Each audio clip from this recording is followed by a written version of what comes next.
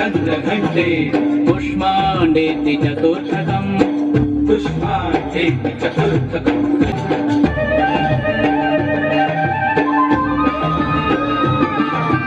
पञ्चमं स्कन्दमातेति पञ्चमं स्कन्दमाते षष्ठं कात्यायनी तथा षष्ठं कात्यायनी तथा सप्तमं कालरात्रीति सप्तमं कालरात्रीति महागौरीति च अष्टमम् महागौरीति च अष्टमम्